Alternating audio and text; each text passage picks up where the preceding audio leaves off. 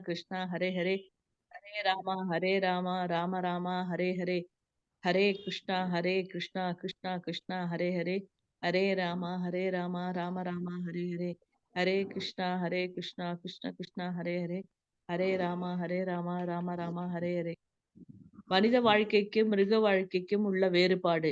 நிகழ்ச்சி நிரல் இந்த வாரம் ஒரு முக்கியமான கேள்வியிலிருந்து ஆரம்பமாகிறது. உதாரணம், மனிதர்கள் மிருகத்தை விட சிறந்தவர்களா? இணைப்பு. இந்த முதல் வாரம் மிக அடிப்படை கேள்வியான, அதாவது மனிதர்கள் மிருகங்களை விட மேலானவர்களா என்பதுடன் தொடங்குகிறது. நோக்கம். இந்த வாரத்தின் நோக்கம், மனிதர்கள் பொருத்தமான கேள்விகளை கண்டிப்பாக கேட்க வேண்டும். அவை ஆன்மீக சம்பந்தமான கேள்விகளாக இருக்க வேண்டும்.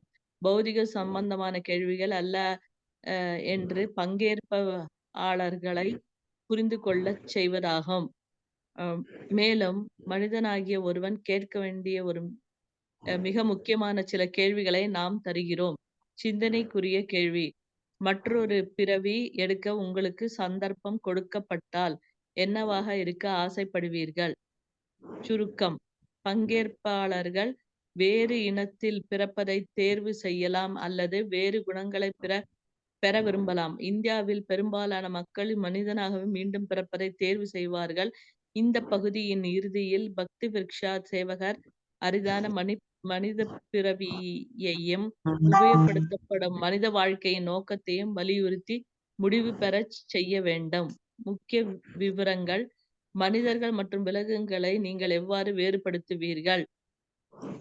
மனிதன் பகுத்தறிவு உள்ள ஒரு மிருகம் ஆவான். அவன் கேள்விகள் கேட்கிறான், மிருகங்கள் கேள்விகள் கேட்காது. அவன் அதிகமான கேள்விகள் கேட்டால் முன்னேற்றம் சிறப்பானதாக இருக்கும். மிருகம் மற்றும் மனிதனுக்கும் உள்ள ஒற்றுமைகள்: உணவு, உறக்கம், புணர்ச்சி, பாதுகாப்பு. இந்த 4 விஷயங்களுக்கு அப்பாற்பட்ட கேள்விகள் புத்திசாலித்தனமாக கேள்விகள். ஹரே கிருஷ்ணா மாதாஜி. ஹரே கிருஷ்ணா. இது என்ன புரிஞ்சுட்டேன் இதுல? மனித வாழ்க்கைக்கும் மிருக வாழ்க்கைக்கும் உள்ள வேறுபாடு மாதாஜி இப்ப படிச்சாலே நீங்களா என்ன புரிஞ்சுட்டேன்? ஹரே கிருஷ்ணா.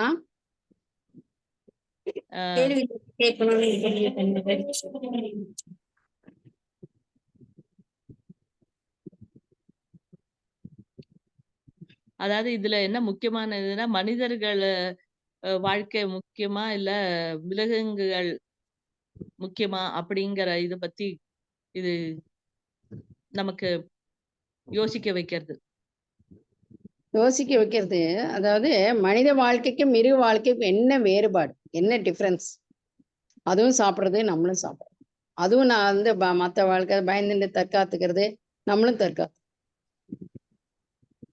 அதாவது நமக்கு வந்து அதுவும் வந்து எல்லாமே பண்றது நம்மளும், குட்டிகள் குழந்தைகள் எல்லாம் பெற்றுக்கிறது நம்மளும் பண்ணிக்கிறோம். எல்லாமே என்ன வித்தியாசம்?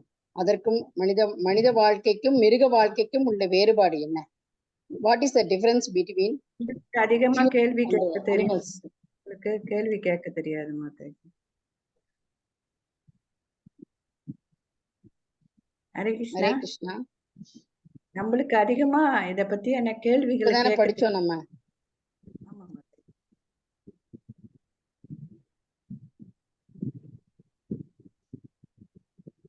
மனிதனா பிறக்கணும்னு கேள்வி கேட்போம்.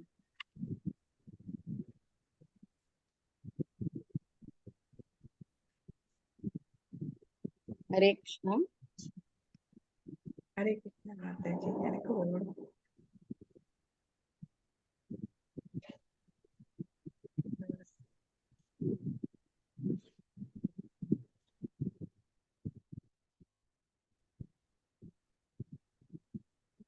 ஹரே கிருஷ்ணா மாதாஜி. நம்ம ரொம்ப ஆசைப்படுறதா மாதாஜி?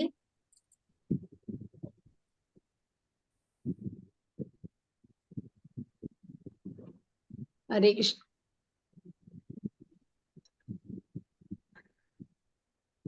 ஹரே கிருஷ்ணா. ஹரே கிருஷ்ணா. என்ன வேறுபாடு சொல்லுங்க. மனுஷன் வந்து மனிதனா பிறந்தவனா அவனுக்கு ஆசைகள் ரொம்ப இருக்கும். அப்புறம் இது என்னது, பற்றுதல். அதாவது மனுஷாலா பிறந்துட்டா பொருத்தமான கேள்விகளை கேட்கணும். என்ன கேட்கணும் அவளுக்கு பொருத்தமான கேள்வி, இந்த உடல் கிடைச்சிருக்கு, இதை நம்ம எப்படி பயன்படுத்தணும்? ஆன்மீக சம்பந்தமான கேள்விகளை நம்ம கேட்கணும். பௌதீக சம்பந்தமான கேள்விகள் கிடையாது. ஆன்மீக சம்பந்தமான கேள்விகளை நம்ம கேட்டுக்கணும். அதே மாதிரி மனிதனா கிடைக்க வேண்டிய ஒரு முக்கியமான சில கேள்விகளை நாம் தரோம்,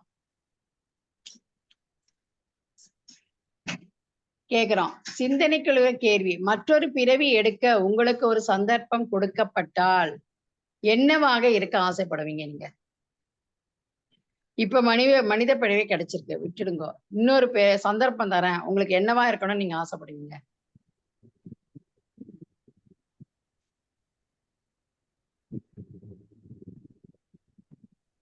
மாதாஜி, திரும்பவும் இதே போல கிருஷ்ண பக்தியில இருக்கணும்னு ஆசைப்படுவோம் மாதாஜி. ஹரி போல்.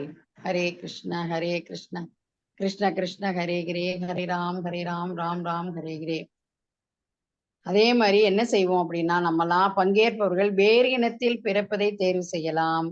அப்படி இல்லைன்னா வேறு குணங்களை பெற விரும்பலாம். அப்படி இல்லைன்னா இந்தியாவிலே பெரும்பாலான மக்கள் மனிதனாகவே மீண்டும் பிறப்பதை தேர்வு செய்யலாம். இந்த பகுதியில இறுதியில பக்த விருஷா அப்படின்னு நம்ம பாக்குறப்ப சேவா அரிதான மனித பிறவியை உபயோகப்படுத்தும் மனித வாழ்க்கையின் நோக்கத்தை வலியுறுத்த முடிவு பெற செய்ய வேண்டும். நம்ம மனித வாழ்க்கையின் முடிவை, அதற்கான என்ன செய்யணும், அது அப்படிங்கிற ஒரு வாழ்க்கை எனக்கு கிடைக்கணும். அப்படின்னா என்ன அர்த்தம்? வைஷ்ணவர்களுடைய சங்கமம் எனக்கு கிடைக்கணும், விஷ்ணுவுடைய சம்பந்தம் எனக்கு கிடைக்கணும்.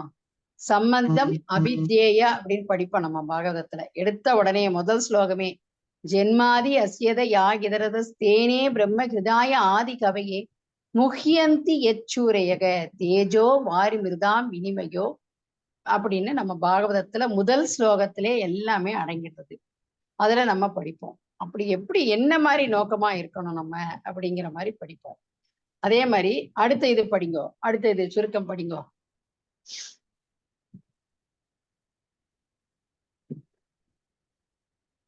ஹரே கிருஷ்ண மாதாஜி, நான் படிக்கிறேன். சாஸ்திரத்தின்படி யார் ஒருவன் இத்தகைய உயர்தர கேள்விகளை கேட்கின்றானோ அப்போதுதான் மனித வாழ்வை தொடங்குகிறான். உயர்தர கேள்விகளை கேட்காதவன் மனிதனுக்கும் அதி புத்திசாலியானம் வழங்கப்பட்டுள்ளது என்று இறைவன் கூறுகிறார். மனிதர்களாகிய நாம் பொருத்தமான கேள்விகளை கேட்க வேண்டும் என்று முடிக்க வேண்டும். சில பொருத்தமான கேள்விகளுக்கான உதாரணம்: நான் யார், இறைவன் யார், இறைவனுக்கும் எனக்கும் உள்ள உறவு என்ன? ஹரே கிருஷ்ணா. இதுதான் சொல்ல. நம்ம உபன்யாசம் கிளாஸ் நடந்துட்டே இருக்கோம். அப்ப அவ்வளோ நேரம் மகாபாரத கதை கேட்டுட்டே இருப்பா. துரியோனோதனுடைய 43வது தம்பி பேர் என்னன்னு கேட்பா. அதுக்கு சம்பந்தமே, அந்த ஆன்மீக அந்த சொற்பொழிவுக்கு சம்பந்தமே, அது தெரிஞ்சுட்டு நம்ம என்ன பண்ண போறோம்? ஒண்ணுமே கிடையாது. நீ அவங்க ஏன் அப்படி துரியோதனன் இருக்கான், கௌரவர்களுக்கு ஏன் அந்த பாண்டவர்களுக்கு அவனுடைய இதை கொடுக்கறதுக்கு ஒரு 5 கிராமம் கூட கொடுக்கறதுக்கு இது பண்றான், அந்த விஷயங்களை புரிஞ்சுக்கிறத விட்டுட்டு இது மாதிரி கேட்போம். அதுதான் சொல்றேன். இந்த மனித வாழ்வு கிடைச்சதுக்கு நம்ம என்ன பண்ணணும்னா, அதி புத்திசாலித்தனமா நம்ம நினைச்சுட்டு இந்த மாதிரி கேள்விகள் தான் கேட்கக்கூடாது. பொருத்தமான கேள்விகளே கிடைக்கணும். நான் பிறந்துட்டேன், திருப்பி நான் இது மாதிரி பிறந்து சொல்லிட்டு இந்த சம்சார சாகரத்திலேருந்து நான் எப்படி வெளிவர முடியும்? இந்த மாதிரி நம்ம உயர்ந்த வகையான கேள்விகளை கேட்கணும். நம்ம பிரபுபாதர் அதான் சொல்றாரு, அது பின்னாடி வருது. பிரபுபாதர் ஒரு உபன்யாசத்துல பாம்பேல விமான நிலையத்துல உபதேசத்துல, அதை படிங்கோ, யாராவது படிங்கோ. ஹரே கிருஷ்ணா. இந்த மனித பிறவி கிடைக்கிறது வாழ்வின் முக்கியத்துவத்தை புரிந்து கொள்வதற்கு கற்றுத்தருகிறது. இந்த கிருஷ்ண பக்தி இயக்கம் வாழ்வின் முக்கியத்துவம் மாத்திரம் இல்ல, இந்த சம்சார சாகரத்திலேருந்து நம்ம எப்படி வெளியில வர்றது, ஆத்ம ஞானத்தை எப்படி நம்ம உணர்றது, இந்த சந்தோஷங்கிறதுல இருந்து இந்த ஆனந்தத்தை நம்மளால எப்படி அடைய முடியும் அப்படிங்கிற விஷயங்கள் எல்லாம் சொல்லி கொடுக்கிறது அப்படின்னு பிரபுபாத் சொல்றார். ஹரே கிருஷ்ணா. ஹரே கிருஷ்ணா. படிங்கோ, படிங்கோமா, யாராவது படிங்கோ. கேக்குறது ஆனா பேசுறது கேக்குறது மாதாஜி. படிங்கோமா, யாராவது படிங்கோ.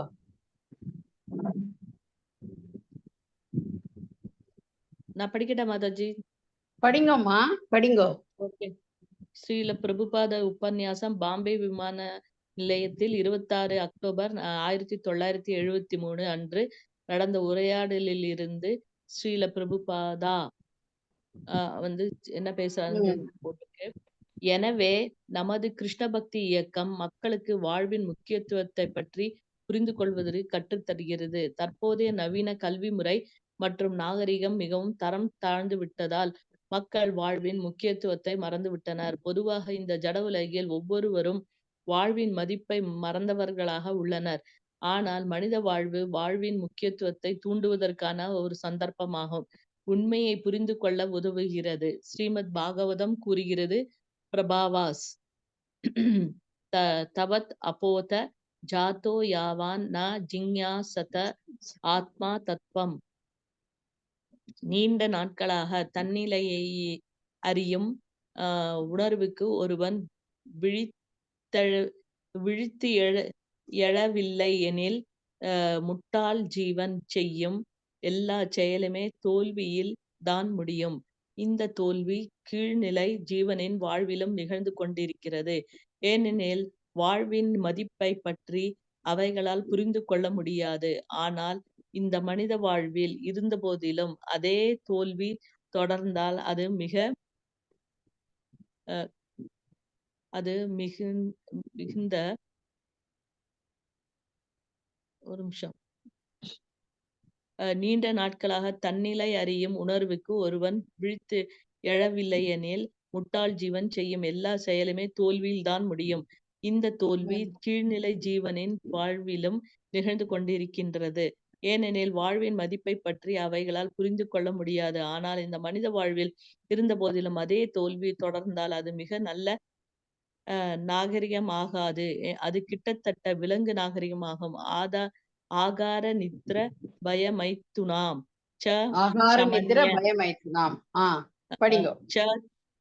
சமன்ய ஏதத் பசுபிர் நரணாம். விலங்கு வாழ்விலும் காணப்படுகின்ற உடலுக்கு தேவையான 4 கொள்கைகள் ஆன உணவு, உறக்கம், பாதுகாப்பு மற்றும் புணர்ச்சி என்பதில் மட்டுமே மக்கள் ஈடுபட்டிருந்தால் அது நாகரிகத்தின் மிக நல்ல முன்னேற்றம் ஆகாது. எனவே நமது கிருஷ்ண பக்தி இயக்கம் மக்களுக்கு மனித வாழ்வின் பொறுப்பை உணரும் நிலைக்கு வர கற்றுத்தருகிறது. இதுதான் நமது வேத நாகரிகம். வாழ்வின் பிரச்சனைகள் என்பது நமது குறுகிய வாழ்வில் வரக்கூடிய துன்பங்கள் அல்ல. உண்மையான பிரச்சனையானது திரும்ப திரும்ப நடந்து கொண்டிருக்கும் பிறப்பு, இறப்பு, நோய், முதுமை போன்றவற்றிற்கு எவ்வாறு தீர்வு காண்பது என்பதே ஆகும். அதை எப்படி நிறுத்துவது என்பது கீதையில் உள்ளது. இதுதான் பகவத்கீதையின் உபதேசம் ஆகும். ஜன்ம மிருத்யு ஜரா வியாதி துக்க தோஷானா தர்ஷனம். பகவத்கீதை 13.9 கொடுத்திருக்கு. இதை பத்தி மக்கள் வாழ்வின் பல பிரச்சனைகளுடன் சங்கடத்தில் உள்ளனர். அனைவரும் பல கவலைகளில் மூழ்கி உள்ளனர். ஆனால் உண்மையான பிரச்சனை என்பது எப்படி பிறப்பு, இறப்பு, நோய், முதுமை நிறுத்துவது என்பதில் தான் உள்ளது. மக்கள் மந்த புத்தி உள்ளவர்களாக உள்ளதால் வாழ்வின் பிரச்சனைகளை பற்றி அறியவில்லை. ஒரு முறை விஸ்வாமித்ர முனிவரை தசரத மகாராஜா சந்தித்த போது மன்னர் முனிவரிடம் விசாரித்தார்.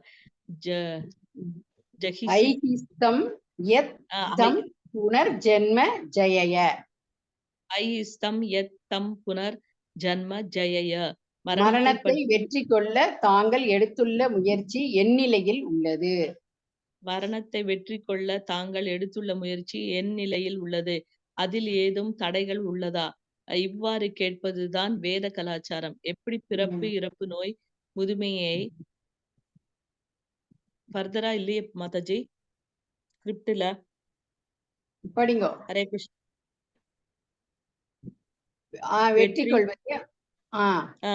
வெற்றி கொள்வது. ஆனால் நவீன காலத்தில் இது பற்றிய தகவலும் இல்லை, எவருக்கும் ஆர்வம் இல்லை. பெரிய பெரிய பேராசிரியர்களுக்கு கூட மரணத்திற்கு பின் என்ன உள்ளது என்பது பற்றி தெரிவதில்லை. அவர்கள் மரணத்திற்கு பிறகு வாழ்வு உள்ளதை நம்புவதும் இல்லை. எனவே குருட்டுத்தனமாக நாகரிகம் செல்கிறது. வாழ்வின் குறிக்கோள் முக்கியமாக மனித வாழ்க்கை உடலானது. உடலுக்கு தேவையான உணவு, உறக்கம், பாதுகாப்பு புணர்ச்சியிலிருந்து வேறுபட்டது என்று அவர்களுக்கு நம்மால் முடிந்த அளவு கற்றுத்தர முயற்சி செய்து கொண்டிருக்கின்றோம். கீதையில் மேலும் கூறப்பட்டுள்ளது, மனுஷ்யானாம் சஹஸ்ரேஷு கச்சித் யததி சித்தையே. பகவத்கீதை 7.3. 1000 மனிதர்களில் யாரேனும் ஒருவன்தான் வெற்றிக்கு முயற்சிப்பான். சித்தையே சித்தி, இதுதான் சித்தி. எப்படி மரணம், முதுமை, பிறப்பு, நோயை வெல்லுவது? மனுஷ்யானாம் சஹஸ்ரேஷு கச்சித் யததி சித்தையே. நவநாகரிக மனிதன் மிகவும் மந்த புத்தியாக உள்ளதால் எது சித்தி என்று அவன் அறிவதில்லை. எனக்கு சிறிது பணம், ஒரு பெரிய மாளிகை மற்றும் ஒரு வண்டி கிடைத்தால் அதுதான் சித்தி என்று அவர்கள் நினைக்கின்றார்கள்.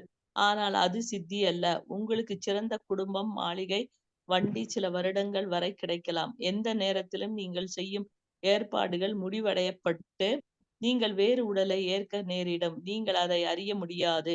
அதை அறிவதற்கு அவர்கள் அக்கறை கொள்வதில்லை. அதை அறிவதற்கு அவர்கள் அக்கறை கொள்வதில்லை. அதை பற்றிய கவலை அவர்களுக்கு இல்லை. எனவே அவர்கள் மிகவும் மந்த புத்தி உள்ளவர்கள். இருந்தாலும் அவர்கள் தங்களது படிப்பை பற்றியும் நாகரிக முன்னேற்றத்தை பற்றியும் பெருமையாக நினைக்கின்றனர். ஆனால் நாம் இதை மறுக்கிறோம். ஜூன் இதோட நிறுத்திக்கோங்க. இதை முடிச்சிட்டு அப்புறம் போலாம். ஓகே.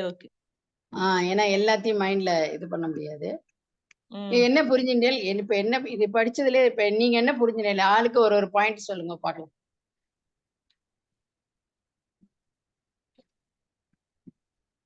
ஹரே கிருஷ்ணா. அதாவது இதுல என்ன தெரிய வருதுன்னா நம்ம எப்ப பாரு சாப்பிடுறோம், குளிக்கிறோங்கிற மாதிரி நம்ம பிறப்பு இறப்பிலேயே உழண்டுட்டே இருக்கோம். அடுத்த முடிவு என்ன வருங்கிறது நமக்கே தெரியாது. அது வரும்போது என்ன பண்ண போறோங்கிறது தெரியாம நம்ம இருக்கோம். இந்த மாதிரி வாழ்க்கையிலே உழன்று கொண்டே இருக்கோங்கிறத பத்தி இதுல தெள்ள தெளிவா சொல்லியிருக்கா. அப்புறம் இன்னொன்னு என்னன்னா, இந்த நவநாகரிகமா இருக்கிறது இத பத்தி யோசிக்கிறதே இல்ல. இந்த கல்வி எல்லாம் இப்ப இருக்கிற கல்வி எல்லாம் உபயோகத்துக்கு இல்ல.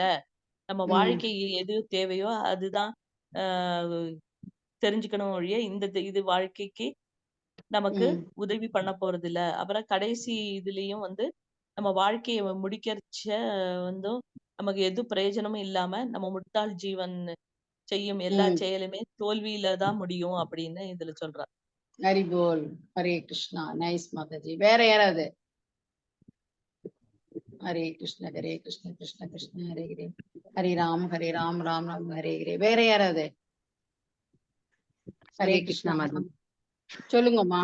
ஜென்ம மிருத்யு ஜரா வியாதி துக்க தோஷான தர்ஷனம்ங்கிறது சொல்ற மாதிரி அந்த அறிவு யாருக்குமே இல்லாதனால அது யாராவது ஒருத்தருக்கு தான். மனுஷியானாம் சகஸ்ரேஷு கட்சிங்கிற அந்த ஸ்லோகப்படி 1000 மனிதர்கள்ல யாராவது ஒருத்தருக்கு மட்டும்தான் இந்த ஞானம் இருக்கு மாதாஜி. எல்லாரும் இந்த சாதாரண வாழ்க்கையில ஆசைப்பட்டு இருக்கிறாங்க மாதாஜி. ஹரே கிருஷ்ணா. வேற யாராவது? நல்லாவே சொன்னேன் 2 பேருமே. ஹரே கிருஷ்ண கிருஷ்ண கிருஷ்ண ஹரே ஹரே, ஹரே ராம் ராம் ராம் ஹரே ஹரே. நானே சொல்லிட்டுமா? வேற யாரும் பேசவே மாட்டேங்கிறீங்களே. என்னோட பேச இஷ்டம் இல்லையா? ஹரே கிருஷ்ணா. ஹரே கிருஷ்ணா. ஹரே கிருஷ்ணா. அப்படி இல்ல மாதாஜி. சொல்றீங்களா? முயற்சி பண்றோம் மாதாஜி. ஹரே கிருஷ்ணா. ஓகேமா, தேங்க்யூ, நன்றி. அதே மாதிரி இன்னொரு இதுல பெரிய விஷயம் என்ன நம்ம தெரிஞ்சுக்கணும்னா, நம்மளுடைய வாழ்க்கையில எல்லாருக்குமே பிரச்சனைகள் இருக்கு. எல்லாருமே சங்கடத்துலதான் இருக்கோம். எல்லாரையும் போய் கேளுங்க, நன்னா இருக்கே அப்படின்னா ஏதோ இருக்கேன் அப்படின்பா. பக்தர்கள் அந்த கிருஷ்ணருடைய இதனால கிருஷ்ண கிருபா போயின்னு இருக்கு அப்படிம்போம். இது மாதிரி எல்லாருமே கவலையில தான் இருக்கோம். ஆனா உண்மையான பிரச்சனை என்ன அப்படிங்கிறது இந்த பிறப்பு இறப்பு நோய் முதுமை இதை நிறுத்துவது அப்படிங்கிறது தான் உண்மை. மக்கள் என்ன பண்றா, எல்லாருமே என்ன பண்றா, மந்த புத்தி உள்ளவர்களா இருக்கிறதுனால, அதுவும் இந்த கலியுகத்துல மந்த சுமந்த சௌபாகிய மந்த புத்தி மறதி என்ன ஏன் இதனாலலாம் இருக்கு. ஜட இயற்கையில என்ன சொல்றா பகவத்கீதால 13வது அத்தியாயத்துல, இந்த இயற்கையின் குணங்களால் எல்லாரும் ரொம்பவே பாதிக்கப்பட்டிருக்கோம். எப்படி எந்த விதத்துல பாதிக்கப்பட்டிருக்கோம்? இந்த உடல் சம்பந்தமான நினைவுகளுக்காக தான் கவலைப்படுறோம். எனக்கு நல்ல வேலை கிடைக்கல, ப்ரமோஷன் கிடைக்கல, எனக்கு வந்து அமெரிக்கா போனா அதுக்கு மேல வேற கண்டம் ஏதாவது இருக்கா? அங்க போலாமா? இங்கே விட அமெரிக்காலாம் ஒண்ணுமே கிடையாது. இதை விட மேல வந்து பகவான் இருக்கிற இடத்துல இதை விட அருமையா இருக்கு. அதனுடைய ஆன்மீக உலகத்தினுடைய பிரதிபலிப்பு தான் இது. ஆனா நம்ம அமெரிக்கால தான் என்னமோ பெருசா இருக்குன்னு நினைச்சுட்டு அங்க போயிட்டு இருந்துட்டு எல்லாருமா இருந்துட்டு வேலை பார்த்துட்டு அதுதான் சொர்க்கம்னு பாரத பூமியில பிறந்தவா கூட அங்கேயே இருந்து செட்டில் ஆகணும். எல்லா கார்டும் வாங்கிக்கணும். Open card, visa card, green card, white card எல்லா கார்டும் வாங்கிட்டு அங்கேயே இருக்கணும்னு நினைக்கிறோம். ஆனா இவாலாம் என்னன்னா இந்த உடல் சம்பந்தமான இருக்கிற விஷயங்களுக்காக, அற்ப விஷயங்களுக்காக, சொல்ப விஷயங்களுக்காக எல்லாம் ஆசைப்பட்டுண்டு அங்கேயே இருக்கும். அதனால பிரச்சனைகள் வரும்னு தெரியும். அவன் எப்ப விரட்டுவானோ அப்ப ஓடி வரணும், அதுவும் தெரியும். எல்லாமே தெரியும். நம்ம சொந்த அம்மாவை விட்டுட்டு நம்ம வந்து வாழ அம்மா கிட்ட போய் இருக்கிற மாதிரி தான் இது. சொந்த அம்மா பகவானை விட்டுட்டும் நம்ம வந்து இதெல்லாம் இந்த மாதிரி பிரச்சனைகளுக்காக எல்லாம் கவலைப்படுறோமே ஒழிய நம்ம இந்த இதை பிறப்ப பர்த்து இறப்பு ஜென்ம மிருத்து ஜராவேது இதை நிறுத்தணுங்கிறத அந்த இதுவே இல்லை. இது நிறுத்தினா மற்றதெல்லாம் வரவே வராது. அது புரிஞ்சுக்க மாட்டேங்கணும். அதுதான் ஆத்ம ஞானங்கிறது. உடல் சம்பந்தமாவே பகவானுக்கும் நமக்கும் என்ன சம்பந்தம்? அதுதான் சொன்னது பாகவதத்துல முதல் அத்தியாயத்துல முதல் ஸ்லோகமே அதான். சம்பந்தம் என்ன? நமக்கும் பகவானுக்கும் என்ன சம்பந்தம்? அபிதேயா புரோஜனா என்ன? என்ன அபிதேயா என்னங்கிறது? புரோஜனா என்ன? அதனால சம்பந்தப்படுத்திண்டா என்ன புரோஜனம் அப்படிங்கிறதான். அதுதான் இதுல வந்து உதாரணம் வந்து தசரத மகாராஜா சந்தித்த போது அந்த அந்த விளக்கம் எக்ஸாம்பிள் வந்து ரொம்ப அழகா சொல்லியிருக்கா. மன்னர் வந்து முனிவர் கிட்ட விசாரிக்கிறப்ப ஐகிஸ்தம் எத்தம் புனர்ஜென்ம ஜெய மரணத்தை வெற்றி கொள்ள தாங்கள் எடுத்துள்ள முயற்சி எந்நிலையில் உள்ளது அப்படின்னு கேட்கிறார். மரணத்தை வெற்றி கொள்றதுங்கிறது என்ன? ஆத்ம ஞானத்தை உணரணும். அதை உணர்ந்துட்டோம்னா மரணத்தை வெற்றி கொள்ள முடியும். அது நம்ம புரிஞ்சுக்க மாட்டேங்கிறோம். அதுதான் பிரச்சனை. அதில் ஏடும் தடைகள் உள்ளதா அப்படின்னு அவர் கேட்கிறார் தசரத மகாராஜ். இப்படி கேட்கறது தான் வேத கலாச்சாரம். அதுதான் அந்த காலத்துல இப்படிதான் கேட்பா. இப்ப படிக்கிற மாதிரி நீ என்ன சயின்டிஸ்டா, நீ என்ன இதுவா, அதுல இருக்கியா, நீ எங்க நாசாக்கு போய் மேல இதுக்கு போறியா, பிளானட்டுக்கு போறியா, நீ அதை கண்டுபிடிக்கிறியா, இதை கண்டுபிடியா, இதை ரிசர்ச் பண்றியான்னு யாரும் இந்த காலத்து பௌதிக லௌகிக இதுதான் கேட்பா. ஆனா இதுதான் உண்மையான இது. என்ன உண்மையான இது? ஐகிஸ்தம் எத்தம் புனர்ஜென்ம ஜெய மரணத்தை வெற்றி கொள்ள வந்து நீ எடுத்துள்ள முயற்சி எந்நிலையில் உள்ளது, அதில் ஏதேதும் தடைகள் உள்ளதா அப்படின்னு கேட்கிறார். இப்படி கேட்கறதான் வேத கலாச்சாரம். இப்படி கேட்பா. அதே மாதிரி இந்த பிறப்பு இறப்பு நோய் முதுமை இதுலேருந்து நம்ம எப்படி வெளிவரது அப்படிங்கிறத நம்ம புரிஞ்சுக்கணும். என்ன பிரபுஜி மேல ஷேர் பண்ணுங்க. ஹரே கிருஷ்ணா. விப்ரநாராயண் பிரபுஜி. அதுதான் இந்த இடத்துல தசரத மகாராஜாவை உதாரணத்தினது. எப்படி மரணத்தை எப்படி வெற்றி கொள்வது, விதியை மதியால் வெல்லலாம் அப்படிங்கிறதெல்லாம் வார்த்தைகள்லாம் இந்த மாதிரி வேத கலாச்சாரத்துல என்னென்ன சொல்றோம். அப்பதான் ஆண்டோர்கள் பெரிய பெரிய இவாளாம் சாதுக்கள்லாம் சொல்றதெல்லாம் கேட்டுட்டு ஆட்சி பண்ணிட்டு இருந்தா நல்லா நடந்தது அரசாட்சி. இப்ப மாதிரி கிடையாது. என்ன இப்ப வந்து பக்தியில இல்லாதவதான் ஆட்சி பண்றா. அதுக்குதான் எல்லாரும் ஆசைப்பாட்டு போயிட்டு உட்காந்துருக்கோம். அப்படி இருந்தா எப்படி நம்மளால ஆத்ம ஞானத்தை அடைய முடியும்? மரணத்தை எப்படி வெல்ல முடியும்? நவீன காலத்துல வந்து இது பற்றி தகவலே இல்லை. எவருக்குமே ஆர்வமே இல்லை. இதுதான் சுகம், இந்த மாதிரி இது அமெரிக்கா போய் இருக்கிறதா சுகம், வேற வெளியூருக்கு போய் இருக்கிறதா சுகம் அப்படின்னு நினைச்சுட்டு இருக்கோம். பெரிய பெரிய பேராசிரியர்களும் மரணத்துக்கு பின் என்ன நடக்கிறது அப்படிங்கிறத பற்றி தெரிஞ்சுக்கிறதும் இல்லை, அவளுக்கு ஆசையும் இல்லை. இருக்கிற வரைக்கும் நல்லா இருக்கும். சாப்பாடு கிடைக்கிறதா, இன்னைக்கு நமக்கு தேவையானதெல்லாம் டக் டக்குன்னு நடக்கிறதா, ஓகே ஃபைன் கோ ஹேட்னு போயிட்டே இருக்கா எல்லாரும். மரணத்திற்கு பிறகு வாழ்வு உள்ளது நம்புவது இல்லை. இதை விட அது இன்னும் கடினமானது. இதே குருட்டுத்தனமாக நாகரிகம் போயிட்டு இருக்கு. இந்த வாழ்வு மனித வாழ்க்கை அப்புறம் இன்னொரு வாழ்க்கை இருக்கு, அந்த ஆத்மா டிராவல் பண்ணிட்டே இருக்குங்கிறது யாருக்குமே தெரியறதில்லை. அதுதான் மனித வாழ்வுடைய குறிக்கோள். முக்கியமாக மனித வாழ்க்கை உடலானது உடலுக்கு தேவையான உணவு, உறக்கம், பாதுகாப்பு, புணர்ச்சியிலிருந்து வேறுபட்டது என்று அவர்களுக்கு நம்மால் முடிந்த அளவு கற்றுத்தர முயற்சி செய்து கொண்டிருக்கிறோம். அதுதான் பிரபுபாத் சொல்றார். ஒவ்வொரு அத்தியாயத்திலும் பகவத்கீதால ஒவ்வொரு பதத்திலையும் நான் இந்த உடல் அல்ல, ஆத்மா, அதை உணர்ற வரைக்கும் நம்ம இந்த சம்சார சாகரத்திலேருந்து மேலையும் கீழையும் மேலையும் கீழையும் போயிட்டே பாவங்கள் புண்ணியங்கள் பண்ணிட்டே சுத்தின்றே தான் இருப்போம். அரைச்சமாவே அரைக்கிற மாதிரி மேலே கீழே மேலே கீழே மேலே கீழே போயிட்டு நடுவுல வந்து நல்ல விஷயங்கள்லாம் படும், அதெல்லாம் வச்சுட்டு இதுதான் சுகம்னு நினைச்சிட்டு சுத்தின்னு இருக்கோம். ஜெயின்ட் வீல்ல ஏறி உட்காந்துட்டா மேல போறப்பான்னு பயப்படுவோம், திருப்பி கீழே வரப்பா நல்லா இருக்க சந்தோஷமா இருப்போம். இதே மாதிரிதான் நம்ம கதை போயிட்டு இருக்கு. கீதையில வந்து இன்னும் விளக்கமா சொல்றா, மனுஷியானாம் சகஸ்ரேஷு கஷித் யந்தி சித்தையே. பகவத்கீதால 7வது அத்தியாயம் வந்து உங்களுக்கு வந்து நிறைய விஷயங்கள், அதாவது கர்மயோகம் முடிஞ்சு பக்தி யோகம் ஸ்டார்ட் ஆகிறது. அதுலயே உங்களுக்கு வந்து நிறைய பிலாசபி தத்துவங்கள்லாம் நமக்கு நல்லா புரிய வைப்பார் பிரபுபாத். பற்போர்ல ஒவ்வொரு எழுத்துக்களும் நம்மளோட பேசும், பாத்துக்கோங்க. கிருஷ்ணர் வந்து அர்ஜுனனுக்கு சொல்ற, நமக்கு தான் சொல்றார். ஒவ்வொரு வார்த்தைகளும் நம்மளால வந்து அதை புரிஞ்சுக்க முடியும். ஆயிரம் மனிதர்களில் யாரேனும் ஒருவன் தான், நம்ம அன்னைக்கு படிச்சோம் இல்லையா, வெற்றிக்கு முயற்சி செய்வான். சித்தியே சித்தி, இதுதான் வந்து சித்தி. எப்படி மரணம், முதுமை, பிறப்பு, நோயை வெல்வது. மனுஷியானாம் சகஸ்ரேஷ கஷித் எதது சித்தையே அப்படிங்கிறத நவநாகரிகம் வந்து மிகவும் மந்த புத்தியாக இருப்பதனால இந்த சித்தி அப்படின்னு அவன் வந்து அறிவதில்லை. அதுதான் அஜ்ஞானம், அதுதான் இக்னரன்ஸ், அறியாமை. அதே மாதிரி கொஞ்சம் பணம், ஒரு பெரிய பெரிய மாளிகை, என்ன ஒரு பெரிய என்ன கார் இருக்கோ இப்ப லேட்டஸ்டா, அதுதான் சித்தி அப்படின்னு அவன் நினைக்கிறான். ஆனா அது வந்து சித்தி அல்ல. உங்களுக்கு வந்து சிறந்த குடும்பம், மாளிகை, வண்டி சில வருடங்கள் வரை கிடைக்கலாம். உங்களுடைய புண்ணியம் தீர்ந்த உடனே நீங்க நம்ம என்னதான் ஏற்பாடுகள்லாம் செஞ்சு முடிவெடுத்தாலும் நம்ம வந்து வேறு உடலை ஏற்றுதான் இருக்கு. ஒரு பிறப்பு அப்படின்னா இறப்பு கண்டிப்பா இருக்கு.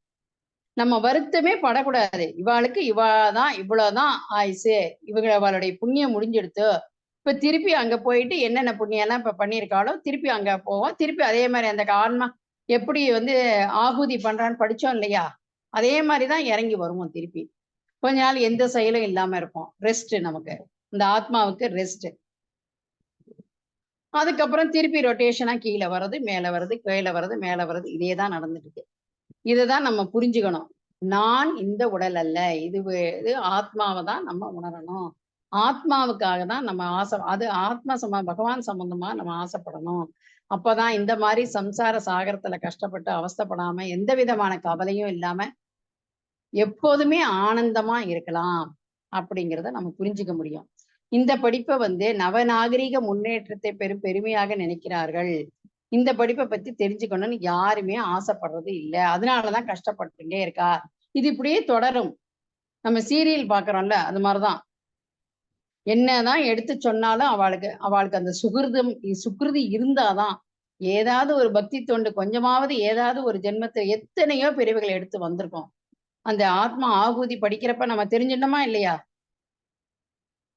அந்த மேக மூட்டத்திலேருந்து பனியிலேருந்து நீரா வந்து அந்த நீர்ல இருக்கிற ஊர்வன, அது மாதிரி மீன்கள் இது மாதிரி எல்லாம் இருந்து, அதுக்கப்புறம் அதை வந்து யாரு சாப்பிட்றாளோ, மனுஷன் சாப்பிட்டானா அதுலேருந்து போய் இப்படி இந்த ஆத்மாக்கள் வந்து எவ்வளவு விதமா மாறிதான் மனித ஜென்மம் கிடைக்கிறது.